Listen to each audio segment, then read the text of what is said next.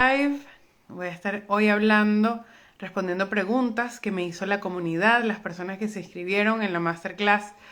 Me dejaron preguntas muy interesantes que no me dio tiempo de responder todas, así que voy a aprovechar estos espacios en Instagram para compartir sus respuestas, para ir respondiendo también por aquí las preguntas que me quieran hacer con respecto al TDAH, el TDAH en mujeres y por supuesto el programa que tiene sus puertas abiertas solo hasta esta semana. Solamente esta semana van a estar las puertas abiertas del programa porque el lunes empiezan las 8 semanas del método INANA para mujeres con TDAH o sospecha de tener TDAH, que quieren dejar de procrastinar sus proyectos, que quieren poner su energía en el lugar correcto, dejar de procrastinar y por supuesto sanar, porque realmente es un programa de crecimiento personal, es un programa en donde vamos a estar trabajando muchísimo las creencias, la mente consciente e inconsciente, todo relacionado al TDAH, por supuesto, y a las heridas más comunes que el TDAH suele generar en nosotras. Nuestro autoconcepto es uno de los grandes problemas que se generan en el TDAH. Aquí tengo algunas preguntas bien interesantes que voy a estar usando. Una de ellas es si es una condición genética, si el TDAH es una condición genética. Y bueno, la respuesta corta es sí, pero no. Porque se ha estudiado, se ha visto que hay una alta heredabilidad. Es decir, que normalmente cuando un niño tiene TDAH, algunos de sus padres o familiares también lo tienen. ¿Ok? Pero se han visto también que algunas condiciones ambientales generan la condición. Por ejemplo, durante la gestación, los hábitos de la madre o durante el nacimiento, si hubo hipoxia, si hubo falta de oxígeno durante el nacimiento, puede ocasionar el trastorno. Es un trastorno del neurodesarrollo, es decir, se genera durante el desarrollo neuronal. ¿Qué fármacos se suelen usar? Mira, hay muchos nombres comerciales. Lo importante es que hay unos estimulantes y unos no estimulantes. Y depende de tu condición, y eso lo tienes que ver con un psiquiatra. El psiquiatra va a ir probando contigo qué te funciona y qué no. Hay varios, así que, bueno, eso ya lo tienes que ver con un psiquiatra. Pero hay estimulantes y no estimulantes. Los estimulantes funcionan inmediatamente, son de acción rápida. Y los no estimulantes funcionan a los días o a las semanas. Bien, otra pregunta. ¿Cuáles son los pasos para su diagnóstico? El diagnóstico es clínico.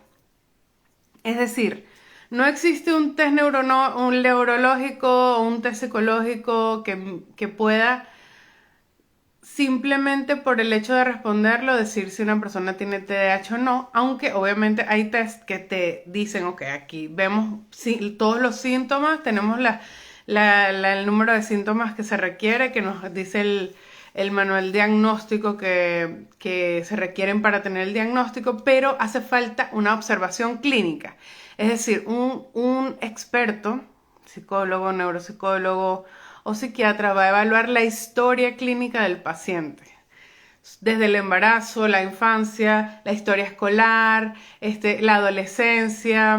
Es posible, a mí por ejemplo me mandaron un test muy interesante que respondieron mis familiares, porque a veces uno no es suficientemente objetivo y entonces hay un sesgo en las respuestas, pero los familiares dicen, bueno, que sí, yo he visto esto en ti, esto es común en ti, esto lo haces a cada rato, ¿no? Hay como esas dos opiniones y eso te va a dar, por supuesto, un diagnóstico más certero, ¿sí? Otra de las preguntas, ¿cómo podría tener ese impulso que necesito para comenzar proyectos, hobbies y no quedarme sin iniciar nada?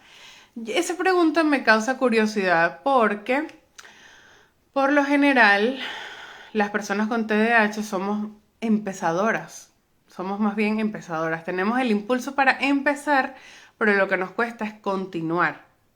No digo que eso sea no sea un motivo de descarte del TDAH, pero simplemente me llama la atención porque por lo general lo que hacemos es empezar y empezar y empezar y empezar cosas y no terminar o terminar muy pocas. Leo aquí, fui diagnosticada de pequeña y no le dimos continuidad. Ahora de adulta estoy retomando el tema yo sola. Bien, siento que básicamente en el tema de continuidad y trabajo únicamente cuando estoy bajo presión.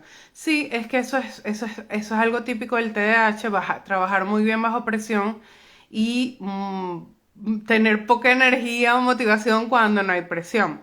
Este, mira, puedes usar, hay estrategias muy útiles para tener motivación. Una de ellas está muy interesante, se llama gamificación. Viene de la palabra game en inglés, ¿no? Gamificación es como convertir las actividades en un juego.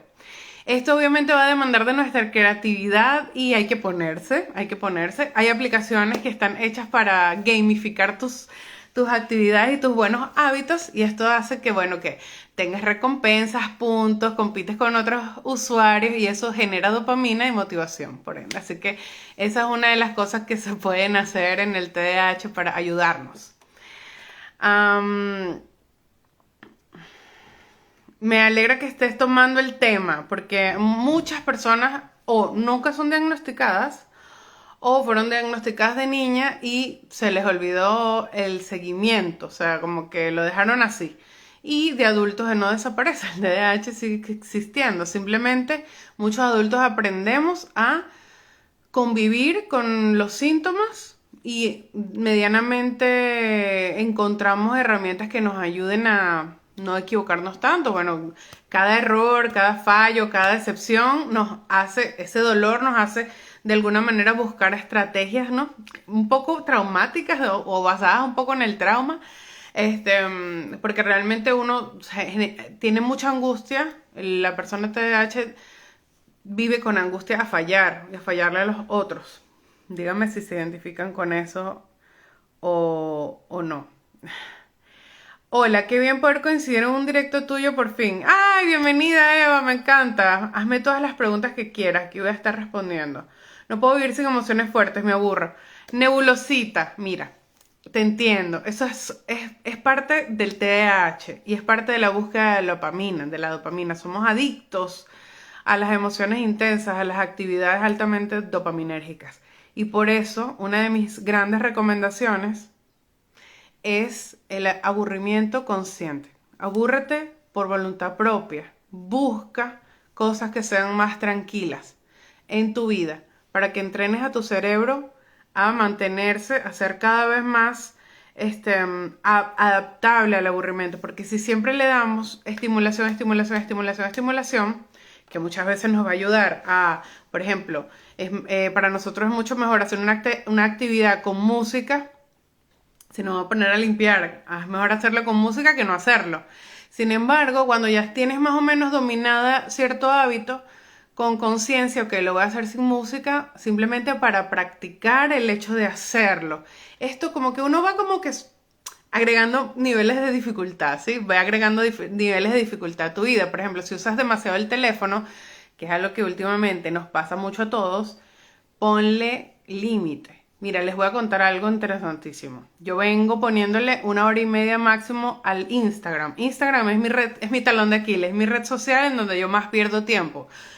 Porque, por ejemplo, yo uso YouTube, pero en YouTube yo lo uso para aprender. O sea, realmente me es útil. Siempre estoy viendo cosas útiles, pero Instagram es muy variado. Entonces siempre me está mostrando cosas que también son diversión vacía, ¿no? Y no es que yo me doy mi espacio para diversión vacía porque no todo tiene que ser útil en la vida. Sin embargo, si yo no me pongo límites, y esto es lo que les voy a contar que me pasó ayer, que como estoy en el proceso de lanzamiento y estoy muy activa en las redes y revisando, y además está un video viral que es muy loco, nunca me había pasado eso. Si llegaste por ese video, bienvenido. Estoy un poco nerviosa por esa viralidad porque ha llegado gente que de pronto no estaba esperando. Pero bueno, son bienvenidos si tienen TDAH y quieren aprovechar la información que aquí se da, por supuesto. Sin embargo, bueno, me pone nerviosa tanta exposición, ¿no? Por lo general estuvimos hablando en esta semana que somos sensibles al rechazo y a la crítica. Entonces, tanta exposición es como me tiene un poquito desregulada, puede ser. Pero bueno, ¿qué te quería decir con esto? Que ayer no tenía la limitación del el temporizador este. No sé si todos los teléfonos lo tienen, pero este teléfono tiene una opción donde tú le pones un temporizador a la aplicación que tú quieras. Y cuando llegas a ese tiempo, te dice, mira, te quedan 5 minutos, termina de hacer lo que vas a hacer porque esto se va a cerrar. Y se cierra y se bloquea, ¿no? O sea, para desbloquearla tienes que agregar más tiempo. Eso te da, o sea, obviamente le agrego a veces más tiempo, pero eso me da una conciencia de, ok, ya llevo 1 hora y media y cada vez que voy a buscar la aplicación, qué locura, qué adicción. Cada vez que me meto a buscar la aplicación, ok, ya, es verdad que ya se me bloqueó. Y varias veces me meto, pero sí funciona, ok, porque conscientemente es algo que quiero dejar de hacer, entonces me meto, lo veo. Ok, me relajo, me salgo. Otra vez me relajo, salgo y evito entrar. Bueno, ayer pasé 5 horas. 5 horas. Yo creo que tenía años que no pasaba tanto tiempo en la aplicación. Y en total en el teléfono, 8 horas. Es verdad que estoy trabajando con el teléfono y todo, pero igual me parece muchísimo tiempo. Demasiado tiempo. Entonces, bueno, lo que venía con esto es que estamos usando cada vez más el teléfono. Ya me había ido por las ramas. Estamos usando cada vez más el teléfono y eso nos hace cada vez más intolerantes al aburrimiento, porque todo lo que pasan por aquí es sumamente divertido, no aburrido. Entonces cada vez somos más intolerantes. Entonces tenemos que conscientemente cultivar momentos y espacios en donde no estemos divirtiéndonos, en donde conscientemente estamos haciendo algo aburrido y sostenernos en el aburrimiento lo más que podamos. Yo sé que decirlo así, sin más, puede ser verse como, porque realmente se han hecho experimentos científicos para evaluar cómo reaccionan los humanos ante el aburrimiento. Y fíjense que la mayoría de las personas prefiere sentir dolor antes que sentir aburrimiento. Realmente el aburrimiento se siente como algo muy desagradable para el cerebro humano. Pero también es una fuente maravillosa de creatividad. Entonces, pienso que es importantísimo hacer esos detox de dopamina que tanto se hablan últimamente y bajar mucho el consumo de estímulos dopaminérgicos porque nos tiene el cerebro fundido. No nos están funcionando como antes. ¿Qué pasa con las decisiones? Pienso en muchísimas cosas al mismo tiempo y me cuesta decidir porque tengo 1000 ideas y todas las quiero.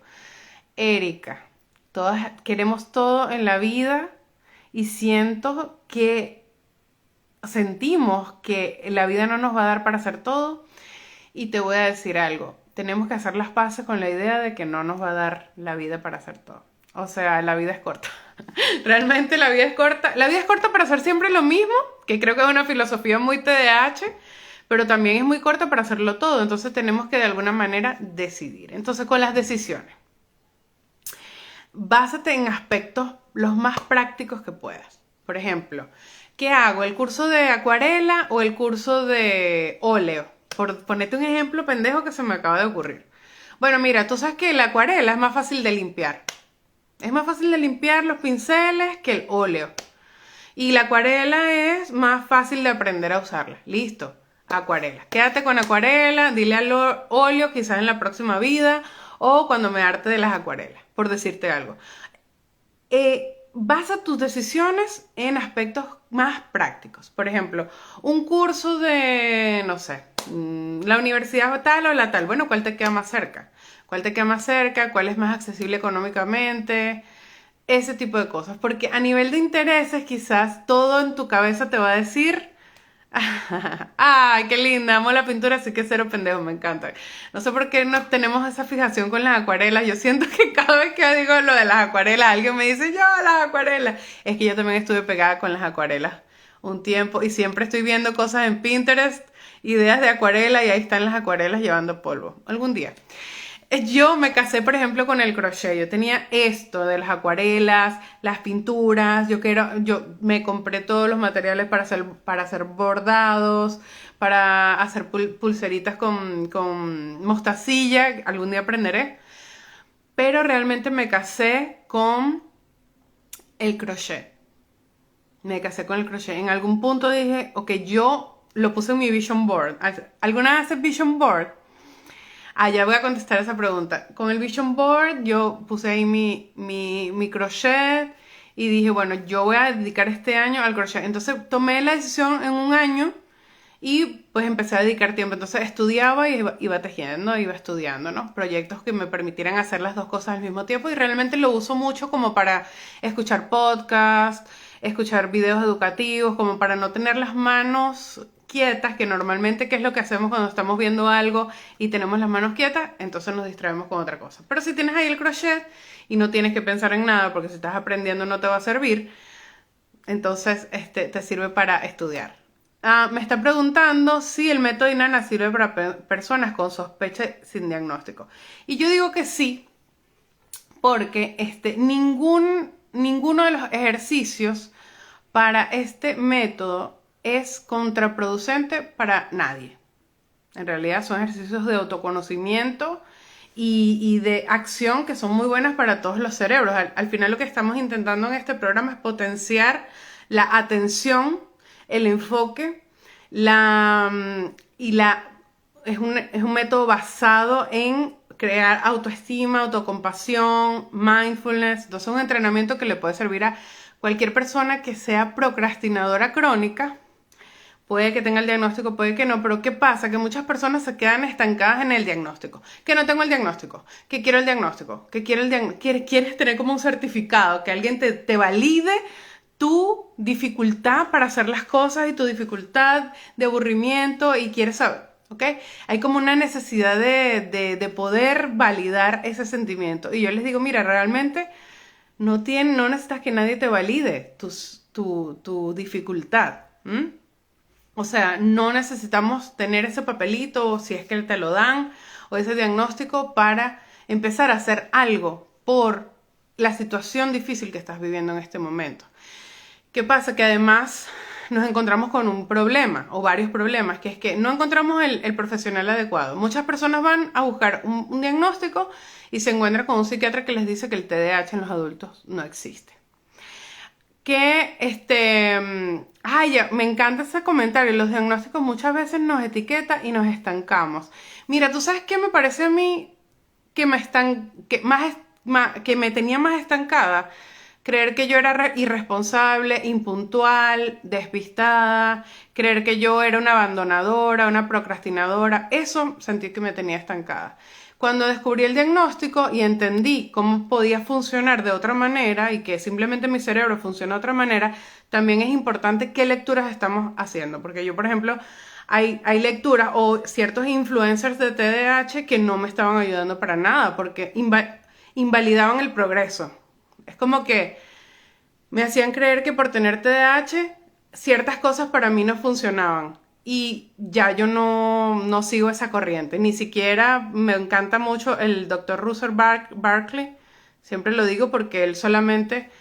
él sugiere que prácticamente sin la medicación no hay salida. Y hay mucha gente que la medicación le cae mal.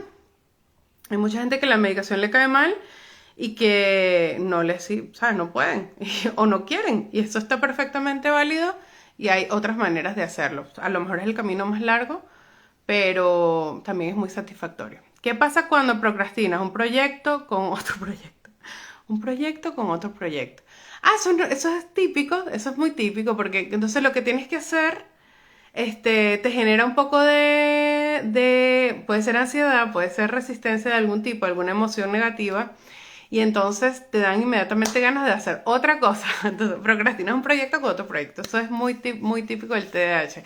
Yo lo que les digo es lo siguiente: hazlo sin culpa, hazlo como un trampolín. Usa el otro proyecto como un trampolín para tener dopamina para el proyecto que sí quieres hacer, pero ponle un límite. Entonces dices, bueno, ok, voy a limpiar esto 15 minutos y me siento a hacer lo que tengo que hacer. Y hazlo. Aleja tu teléfono de tu vista, porque del teléfono sí no te saca nadie. Tengo hijos con autismo y sospecho que tengo TDAH. Eso puede ser una situación complicada porque nuestro desorden TDAH y como ese cambio constante y puede chocar mucho con el autismo, que necesita mucha estructura y comprensión y atención y bueno, también me han preguntado cuál es la diferencia o si hay relación entre autismo y TDAH. Y sí hay. Sí hay, lo que pasa es que, por ejemplo, por ejemplo, en ambos hay, puede haber en el TDAH temas sensoriales, con, como los olores o los sonidos fuertes o la ropa, las texturas, pero eso es algo predominante e intenso en el autismo, por ejemplo. En ambas se puede ver, pero en uno es mucho más fuerte. En el autismo también se ve mucho más o predomina el tema social, ¿no? Que es más la dificultad social a la hora de socializar y la falta de comprensión de los códigos sociales. La literalidad, por ejemplo, etcétera. Claro, a mí me decían que era por floja y ociosa. Claro, es que hace mucho daño, mejor dicho, tener una etiqueta y genera mucha culpa. Entonces, esa culpa, como yo siempre les estoy diciendo, esa culpa lo que hace es hundirnos más en la sensación desagradable que nos mantiene procrastinando. Pero si yo entiendo que mi cerebro está necesitando algo que me ayude, ¿no? Porque acuérdense que es muy importante, ya después que tú sabes que tienes TDAH y quieres hacer algo natural por ello, tienes que ponerte a ello. Bueno, una cosa a la vez, bueno, empieza por la alimentación, o empieza por el movimiento físico, empieza con la meditación, empieza con los suplementos, por ejemplo, y empieza a también, ok, no puedo confiar en mi cerebro. Yo, por ejemplo, después que tengo TDAH, soy mucho más consciente y no se me quema tanto la comida. Por ejemplo, si me ha llegado a quemar, porque les digo otra cosa, que siempre también lo repito, en el TDAH, las recaídas son del 100%. Las recaídas son del 100%. O sea, tienes que saber que te va a volver a pasar. Por más precauciones que tomes y por más que te ayudes, aunque tomes la medicación, te va a volver a pasar. La medicación no te va a hacer una persona neurotípica ni funcionar como un neurotípico.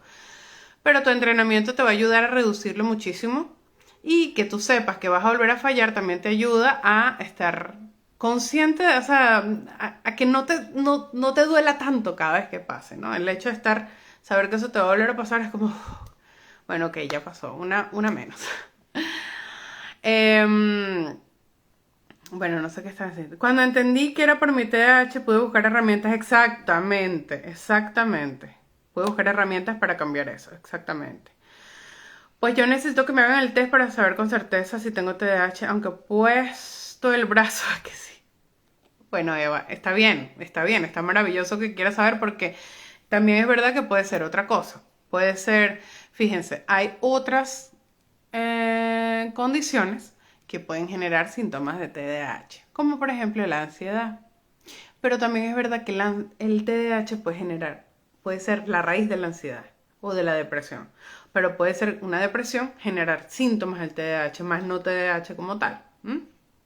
Por ejemplo, un problema de tiroides genera problemas de síntomas de TDAH. Entonces, eso es realmente lo que hay que descartar.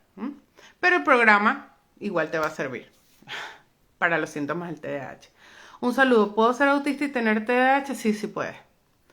O solo puedo distinguir uno de otro. No, sí puedes. Y es súper curioso cuando están los dos, porque de alguna manera como que se pelean las dos condiciones, ¿no? Uno es súper estructurado y el otro tiene esa impulsividad de hacer cosas entonces de repente se generan, tengo pacientes que tienen las dos y eso, ¿no? Como que se debaten entre el orden y el desorden, el hiperenfoque random con hiperenfoques o ¿cómo se llama esto?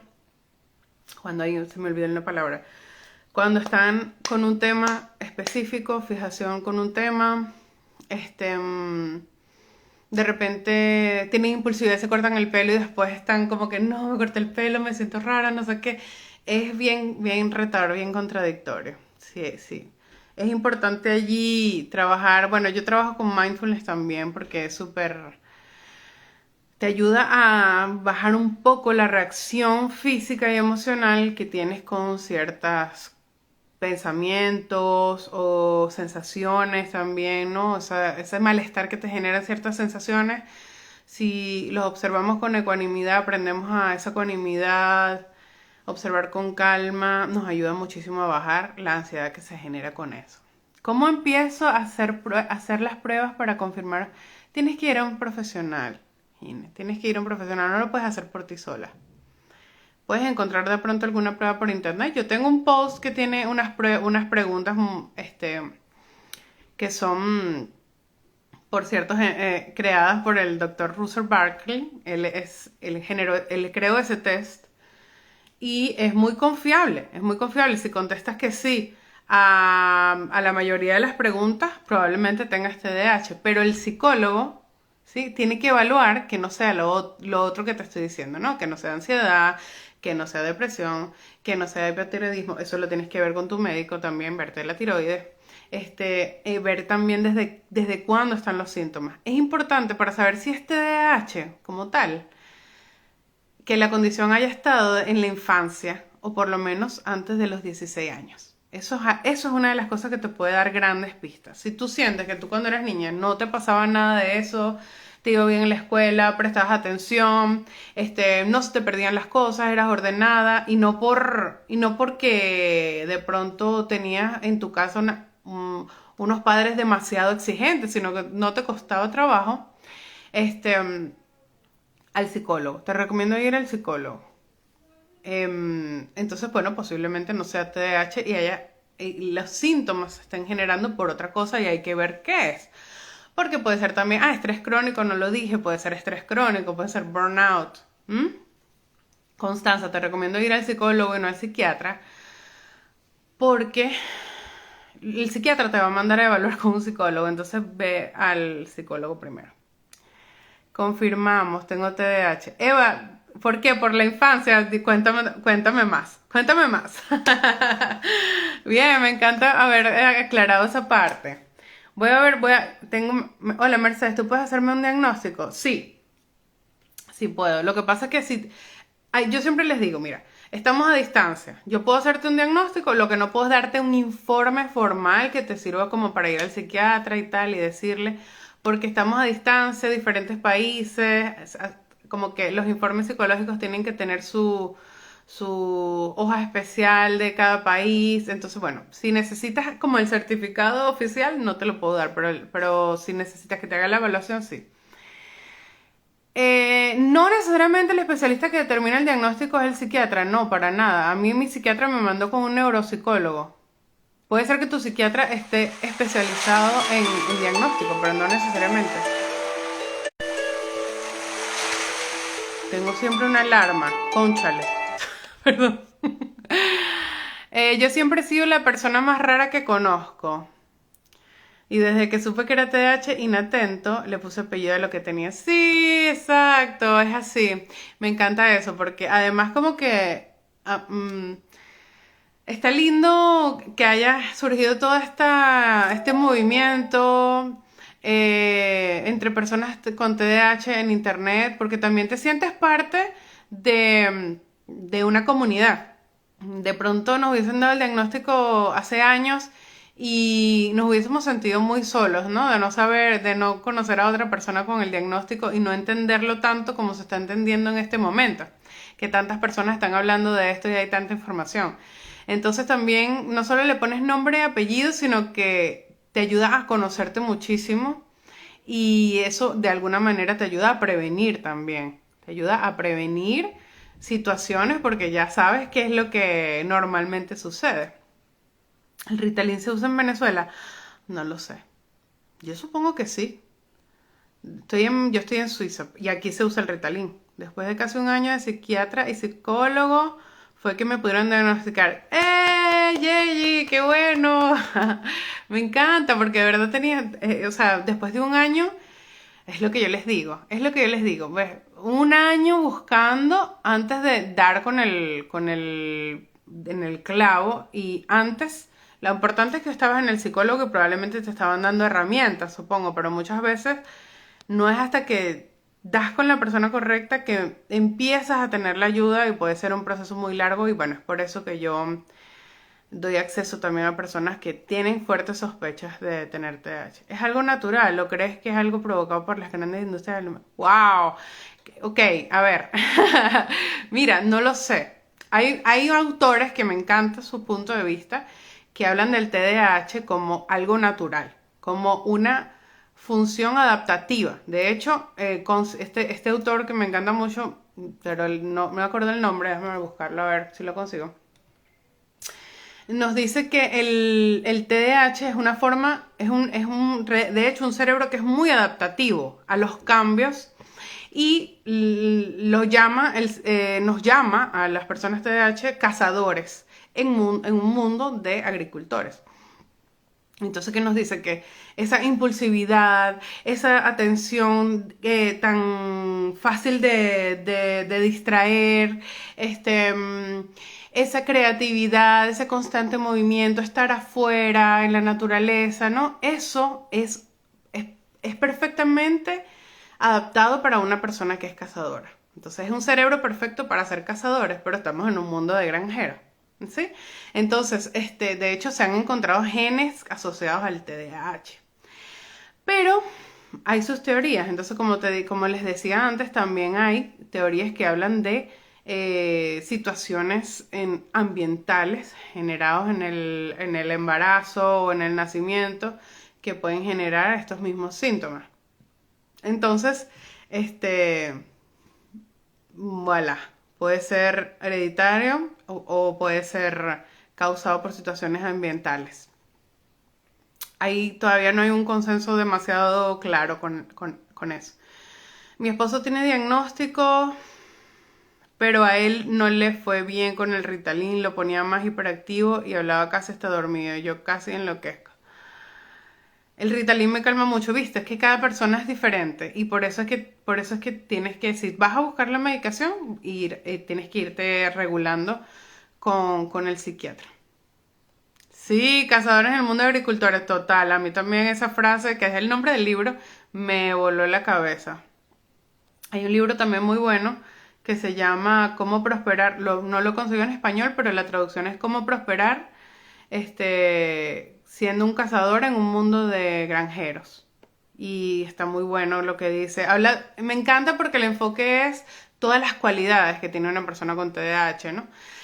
Porque muchas veces o al menos este es mi punto de vista, muy personal, después de haber leído todo esto, y también el efecto que ese tipo de lecturas ha hecho en mí. Transformar ese mindset te ayuda a prosperar, ¿sí? Cuando lo ves como una patología y como una enfermedad y como que estás mal y que tu cerebro no funciona, que tienes un problema, bla, bla, bla, bla, de alguna manera también me he sentido que me disminuye y me he visto como fallo más cuando he estado en ese lugar.